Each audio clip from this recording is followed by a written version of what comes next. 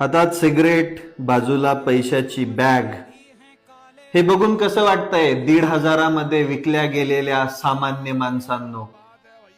हा पैसा तुमचा आहे, त्यांनी कुठंच कष्ट करून नाही आणला. तुम्ही म्हणता मी बोलायचं नाही, मी बोलायचं नाही. अरे कधीपर्यंत नाही बोलायचं? आणि का नाही बोलायचं? कारण काय न बोलण्याचं?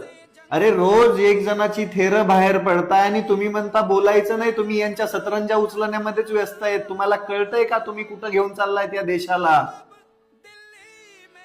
अरे जग किती प्रगती करायला लागला, अजून पण आपण तिथेच आहोत. हे लोकप्रतिनिधी आपण निवडून देतोय, यांची ही लायकी आहे. मला नाही बोलायचं हो यांच्यावर. जर मला सांगा, हे अंगुठा बहादर मंत्री लोक आपल्यावर राज्य करत असतील, आपल्याला शिकवत असतील, तर शोकांतिका ही खूप मोठी. आणि ह्याच्यामध्ये या लोकांची काही एक चूक नाहीये. हे त्यांचा